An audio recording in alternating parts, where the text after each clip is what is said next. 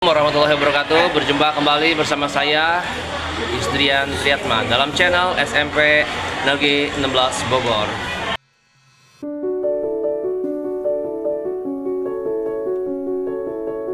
Baiklah, kali ini saya ditemani dengan siapa? Ya, mari kita kenalan dulu ya, Pak. Izin boleh kenalan? Halo, perkenalkan nama saya Agung Aditya Dharma. Saya di sini sebagai guru IPS di SMP Negeri 16 Kota Bogor. Oke, baik. Panggilannya Bapak? Bapak Agung. Oke, Bapak Agung, minta waktunya sebentar ya. Boleh. Oke, Pak Agung, kalau boleh tahu, Pak Agung di sekolahan ini selain ngajar, jadi apa lagi? Eh,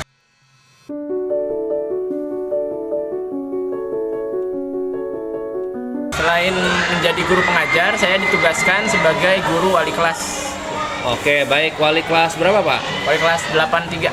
Oke, berarti Bapak selama di sini udah berapa tahun jadi wali kelas?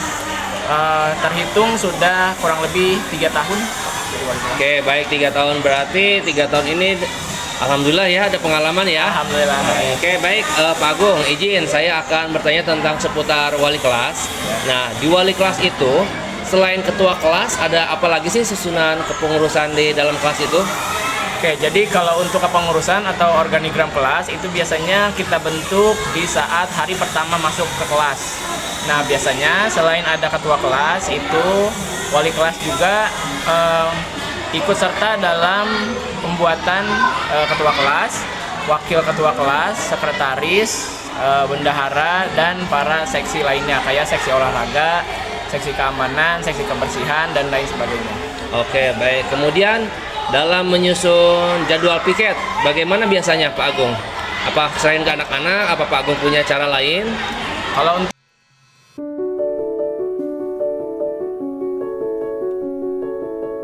untuk seksi, kalau untuk piket biasanya kami serahkan ke seksi kebersihan. Nah, tapi seksi kebersihan itu harus berkoordinasi juga sama wali kelas sama ketua kelas.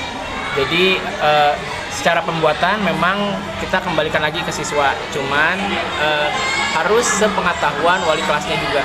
Oke, baik. Nah, Pak Agung menjadi wali kelas 3 tahun. Nah, 3 tahun ini apakah suka terus, senang terus, apa ada dukanya? Wah. Suka dukanya bagaimana nih jadi wali kelas? Kalau untuk suka duka menjadi wali kelas sebenarnya ya ada sukanya, ada dukanya ya. Menjadi wali kelas itu kan artinya kita punya tantangan lebih ya, bukan cuma mengajar tapi kita juga memperhatikan secara detail terutama masalah-masalah yang ada di kondisi kelas. Nah, biasanya masalah yang sering ditemukan itu ada di motivasi anak. Biasanya seringkali ditemukan kasus-kasus semisal kayak penurunan motivasi anak. Nah, penurunan motivasi anak ini bisa dicirikan sebagai misalnya jarang masuk, mulai tidak suka mengerjakan tugas ya, dan lain sebagainya. Nah, masalah seperti itu, nah biasanya kita sebagai wali kelas itu berkonsultasi ke guru bimbingan konseling ya, atau guru BK. Nah, setelah guru wali kelas berkonsultasi dengan guru BK, nah dicari nih solusinya apa? Apakah cukup dengan pemanggilan si anak aja atau memang harus ada treatment khusus?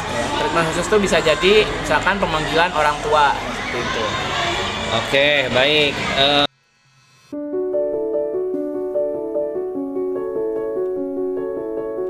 Kemudian nih, misal jika ada masalah terjadi pada anak, itu penanganannya prosedurnya seperti apa? Apa sama guru mapel dulu jika memang dia bermasalah dengan guru mapel, kemudian apa langsung ke wali kelas, apa langsung ke guru BK? Oke, kalau masalah dengan salah satu guru mapel yang ada di sekolah, biasanya guru mapel harus terlebih dahulu ngobrol dengan si guru wali kelasnya. Ya, biar supaya guru wali kelasnya juga tahu permasalahan apa dengan guru siapa. Nah, kalau misalkan udah tahu dengan guru siapa dan siswanya atas nama siapa, nah biasanya kita sebagai wali kelas melakukan pendekatan pertama terlebih dahulu. Nah, pendekatannya biasanya kita ngobrol dulu nih, misalnya di jam istirahat atau misalkan di jam pelajaran kita ini pas wali kelas, nah, kita ajak ngobrol. Jadi kenapa ada masalah apa dengan guru mata pelajaran A, guru mata pelajaran B, Nah, kalau misalkan ternyata masalahnya lebih dari kemampuan kita sebagai wali kelas, nah biasanya kita minta bantuan yaitu dengan konsultasi ke guru BK. Gitu. Oke, baik. Jadi seperti itu ya prosedurnya ya. Nah, kemudian nih sebagai wali kelas selama 3 tahun berpengalaman gini, apakah hafal nama-namanya satu kelas itu semua siswa, Pak? Nah, kalau untuk hafal nama-nama siswanya, tentunya kalau untuk pertemuan di minggu pertama, minggu kedua agak susah ya, terutama kalau misalkan anak-anak zaman sekarang kan namanya bervariatif ya. Nah, kalau misalkan antara hafal sama enggaknya sebenarnya tergantung seberapa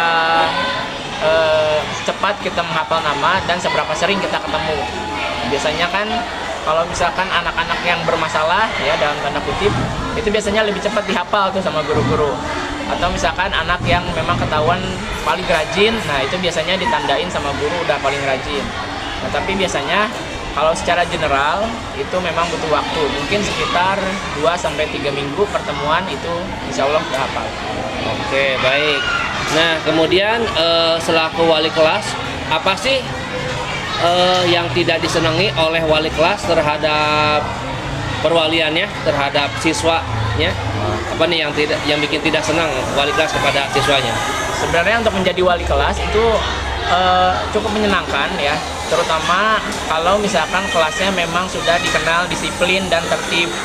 Nah, yang menjadi kesulitan ya untuk menjadi wali kelas itu kadang-kadang memang ada aja siswa-siswa yang punya ide sendiri lah, atau penurunan motivasinya menurun.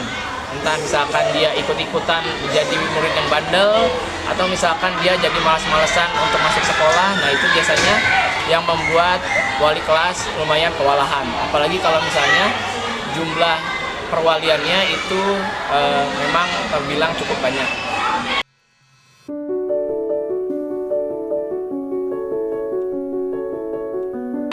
Oke, nah kemudian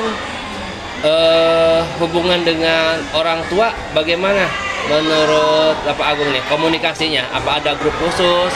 Apa ada pertemuan setiap pekan sekali atau bagaimana?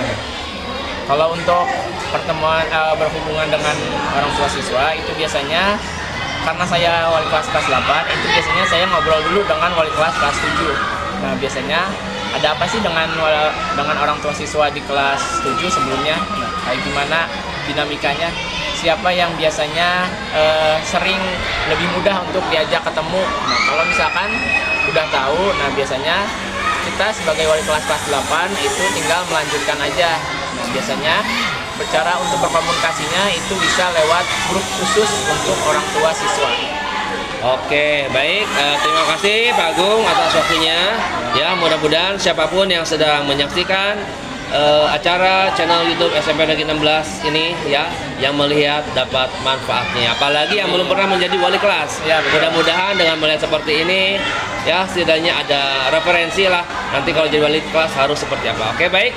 Terima kasih buat semuanya yang sedang menyaksikan acara ini. Mohon maaf kurang lebihnya. Assalamualaikum warahmatullahi wabarakatuh. Waalaikumsalam warahmatullahi wabarakatuh.